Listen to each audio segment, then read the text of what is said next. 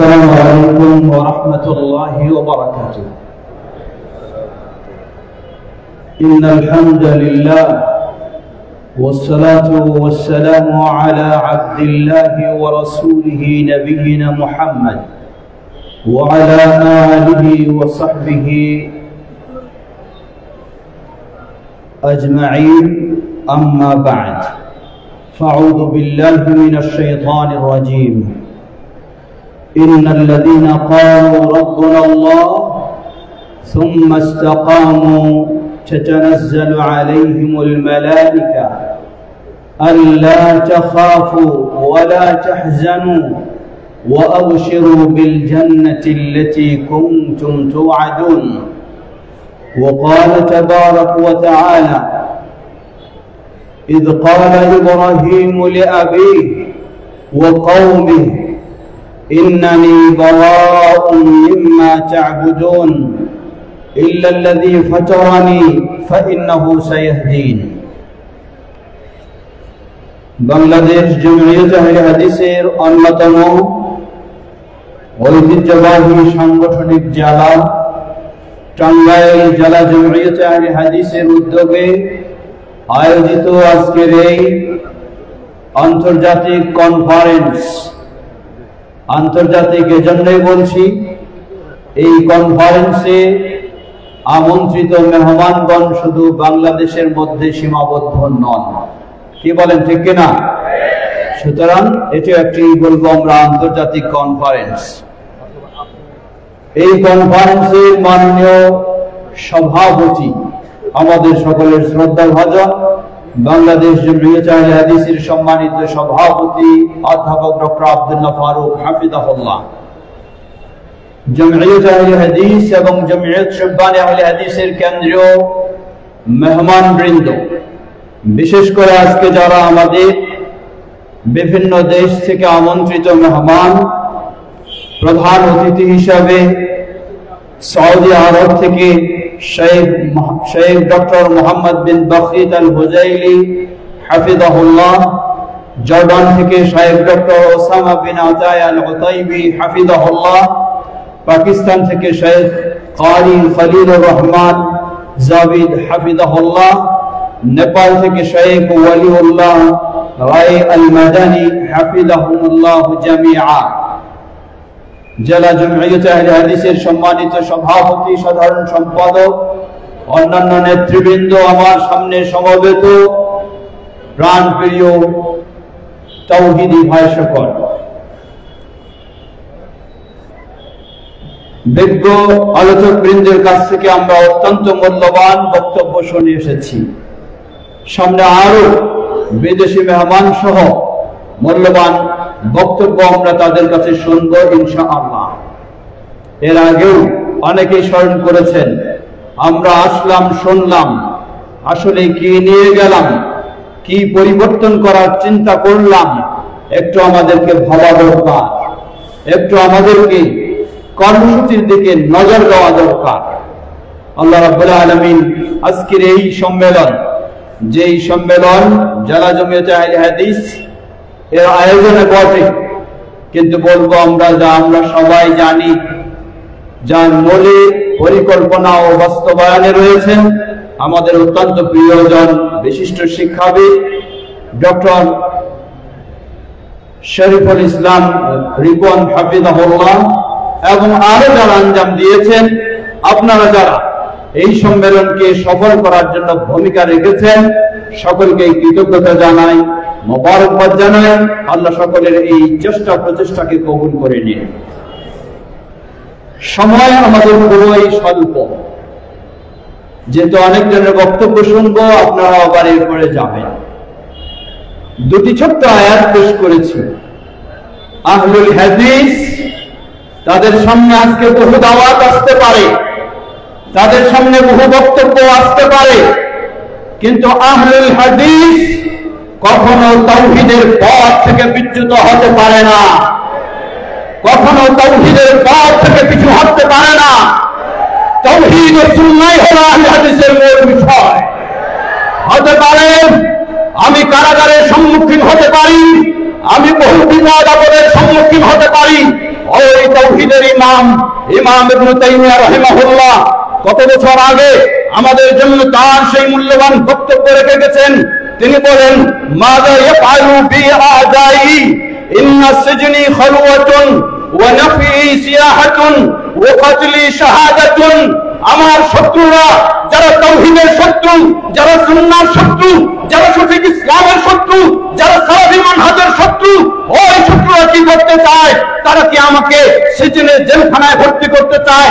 জেনে রাখো, আমাকে যদি জেলখানায় কারাগারে তোমরা আবদ্ধ করতে চাও, আমি নির্জনে আমার রবের তাওহীদের ইবাদত করার সুযোগ লাভ করব। আবার বলেছেন, জেনে রাখো, তোমরা কি আমাকে নির্বাসনে পাঠাতে চাও? যদি তোমরা আমাকে নির্বাসনে পাঠাতে পারো, পাঠাতে চাও, পাঠিয়ে থাকো, তাহলে জেনে রাখো আমি নির্বাসনে আল্লাহর জগৎ আমি দেখার আমি সুযোগ লাভ করব। তোমরা কি করতে চাও? আমাকে তোমরা হত্যা করতে চাও? জেনে রাখো, যদি তোমরা আমার হত্যাও করতে চাও, তাহলে হত্যার মাধ্যমে আমি আল্লাহর কাছে শাহাদাতের মর্যাদা লাভ করব। সুতরাং আহলুল হাদিসদেরকে, তাওহীদ পন্থীকে, সুন্নাহ পন্থীকে ভিন্ন কোন ভয় রেখে ভিন্ন পথে, ভিন্ন চিন্তায়, ভিন্ন মতে, ভিন্ন পথ, ভিন্ন উন্নতিকে নেওয়ার কোন সুযোগ নেই।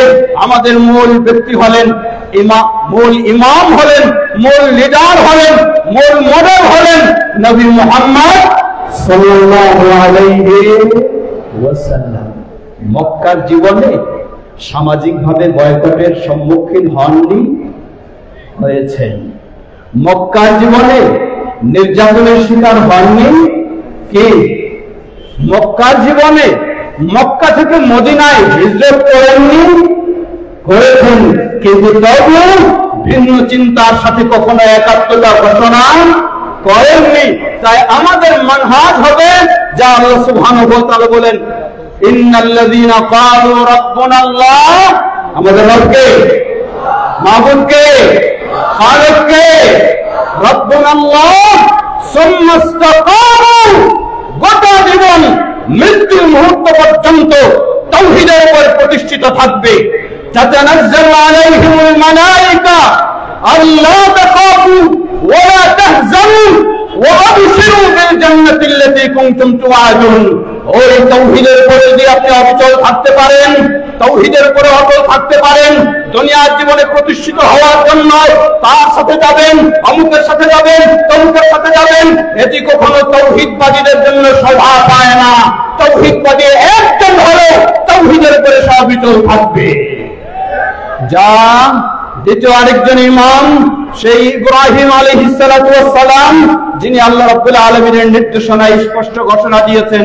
জেনে রাখো, ওয়া ইদ ক্বালা ইব্রাহিম লিআবিহি ওয়া কওমিহি ইন্নানি বারাউম মিম্মা তা'বুদুন ইল্লাল্লাযী ফাতারানি ইন্নাহু সায়াহদিন। জেনে রাখো, তুমি আমার বাবা হতে পারো, তোমরা আমার কওম হতে পারো, জেনে রাখো তোমরা আল্লাহকে বাদ দিয়ে যার ইবাদত করো, যেই শিরকের পথে তোমরা রয়েছো, আমি তোমাদের সেই সব থেকে একেবারে মুক্ত। তবে মুক্ত আমি কখনোই নই কার কাছ থেকে? আল্লাযী ফাতারানি, যেই আল্লাহ আমাকে সৃষ্টি করেছেন, তিনি আমাকে হেদায়েত দেবেন, তিনি আমাকে সঠিক পথ দেখাবেন, তিনি আমাকে সঠিক পথে পরিচালিত করবেন, তার থেকে আমি কখনো মুক্ত নই। এটি হলো আহলুল হাদিসের আদর্শ, ঠিক কিনা? অটল থাকবে ইনশাআল্লাহ। এর আগে অনেক আলোচক বলে গেছেন, অত্যন্ত মূল্যবান কথা তারা বলে গেছেন। আমরা স্লোগানের সময় অনেক কিছু বলে থাকি, বাস্তব অবস্থান যখন এসে যায় তখন আমরা ভুলে যাই। কথায় সেই বাউল ফকিরের সাথেও প্রয়োজন হলে ক্ষমতায় যাওয়ার জন্য ঐক্যবদ্ধ হয়ে যায়। সেই ওই হিজবুত তাওহীদ যারা হিজবুত শয়তান, তাদের সাথে ঐক্যবদ্ধ হয়ে যায়। এটি কখনো আল্লামা আব্দুল্লাহিল কাফি আল কুরাইশি রাহিমাহুল্লাহর মানহাজ ছিল না। আল্লামা আব্দুল্লাহিল কাফি আল কুরাইশি রাহিমাহুল্লাহ তিনি নিজেও নির্যাতিত হয়েছেন, তিনি নিজেও কারাবরণ হয়েছেন, নিজেও তিনি বহু সমস্যার সম্মুখীন হয়েছেন, তবু তিনি এই সঠিক সালাফি মানহাজ থেকে ফিরে যাননি। অতএব আমরা সেই মানহাজের পরে বাংলাদেশ জমিয়তে আহলে হাদিস সেটার উপরে অবিচল থাকবে ইনশাআল্লাহ। যদি আজকে আমরা আন্তর্জাতিক বিশ্ব আমরা খোঁজ খবর নিয়ে দেখি, আজকে গোটা বিশ্বে সর্বত্রই সুন্নিদেরকে, তাওহীদপন্থীদেরকে, সুন্নাহপন্থীদেরকে কিভাবে হত্যা করা হয়, সেই ফিলিস্তিনে একদিকে ইহুদি পরিচয় দিয়ে, শত্রু পরিচয় দিয়ে ইসরায়েল, অপরদিকে মুসলিম পরিচয় দিয়ে ইরান, শিয়া কিভাবে সেই তাওহীদপন্থী মুসলিমদেরকে সেখানে সব একেবারে শেষ করছে। কিন্তু আমরা লক্ষ্য করেছি গত কয়েকদিন আগের কথা, সেই ট্রাম্প সেই আমেরিকার প্রেসিডেন্টের সাথে সৌদি সেই মোহাম্মদ বিন সালমান হাফিজাহুল্লাহ তার যখন যেভাবে সাক্ষাৎ সবকিছু আমরা ঘরে বসে দেখতে পাচ্ছি, তার সাথে সেই ইসরায়েলের সাথে স্বাভাবিক হওয়ার জন্য যখন তিনি কঠিন ভাবে বলার চেষ্টা করলেন, তিনি একেবারে ওই সেই মালিক আব্দুল আজিজ যেভাবে অবিচল ছিলেন তাওহীদপন্থীদের পক্ষে, ঠিক একইভাবে তিনি জানিয়ে দিলেন কোনো কথা নেই, ইসরায়েলের সাথে কোনো স্বাভাবিকের সুযোগ নেই, যতদিন না ফিলিস্তিনের মুসলিমদের প্রকৃত রাষ্ট্র প্রতিষ্ঠা হবে ততক্ষণ পর্যন্ত ইসরায়েল কেন কারোর সাথে আমাদের সম্মান হতে পারে না। ঠিক একইভাবে যারা আজকে বড় বড় কথা বলে, বড় বড় পথ দেখাতে চায়, বড় বড় চিন্তা ছড়াতে চায়, আজকে লক্ষ্য করুন তারা কোথায়। আজকে সেই সিরিয়ার খবর নিয়ে দেখুন, সেই বাশার আল আসাদ কিভাবে সিরিয়ার সেই মুসলিমদের যারা সুন্নি, যারা তাওহীদপন্থী, যারা সালাফি, তাদেরকে কিভাবে শিয়ারা হত্যা করেছে। সব কিছুকে প্রতিরোধ করে সেই সৌদি আরবের এই অবদানে, সেই কঠিন পদক্ষেপে সেখানে সুন্দর আজকে সালাফি ইসলামী রাষ্ট্র প্রতিষ্ঠিত হয়েছে, বলুন আলহামদুলিল্লাহ। একইভাবে ইয়ামানের কথা খোঁজ নিন, একইভাবে সেই আজকে সেই সুদান কি অবস্থা, আজকে কঠিন অবস্থা, মুসলিমেরা একে অপরকে কিভাবে হত্যা করছে, আর মুসলিমেরা আবার এর পিছনে মদদ দিচ্ছে। সেটার পিছনে সঠিক অবস্থানে যারা আজকে ভূমিকা রাখার চেষ্টা করছে, সেই মোহাম্মদ বিন সালমান হাফিজাহুল্লাহ এবং সেই সৌদি আরবের এই অবস্থান কারণটা কি? সব কিছুর কারণে যদি বলতে চাই একটি, সেটি হলো গোটা পৃথিবীতে একটি মাত্র দেশ খুঁজে পাওয়া যাবে যেই দেশটিকে কিসের দেশ বলা হয়? তাওহীদের দেশ। কিসের দেশ বলা হয়? তাওহীদের দেশ। সেই দেশ হলো সৌদি আরব। আলহামদুলিল্লাহ, নবী মুহাম্মদ সাল্লাল্লাহু আলাইহি ওয়াসাল্লাম সেই ভূমিতে যেভাবে তাওহীদের উপর অবিচল ছিলেন, অটল ছিলেন, একইভাবে সেই তাওহীদের পথে অবিচল থাকার কারণে তাদের দ্বারা আল্লাহ সুবহানাহু ওয়া তাআলা এই প্রতিষ্ঠা দান করছেন এবং এই সেবা দান করছেন, এই সেবার সুযোগ করে দিচ্ছেন।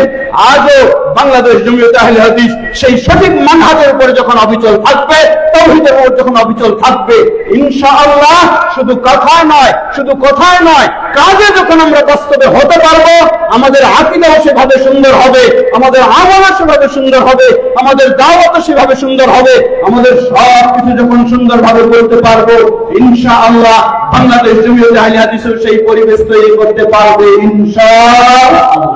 সেই আহ্বান রেখে সবচেয়ে শেষে দুটি কথা। প্রথম, আমাদের নিজেদেরকে আগে ঠিক করতে হবে।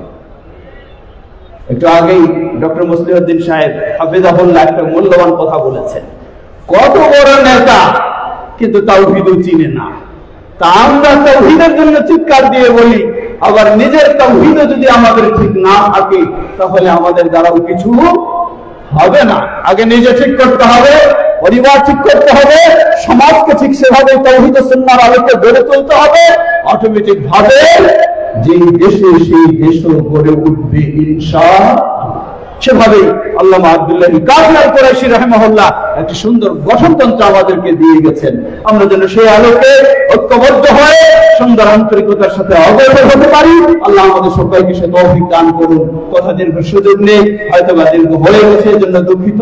পরিশেষে আবারও যারা আজকে এই সুন্দর আয়োজন করেছেন সকলকে কৃতজ্ঞতা জানিয়ে, মোবারকবাদ জানিয়ে সামনে আরো অগ্রসর হওয়ার আহ্বান রেখে শেষ করি। আসসালামু আলাইকুম ওয়া রাহমাতুল্লাহি ওয়া বারাকাতুহু।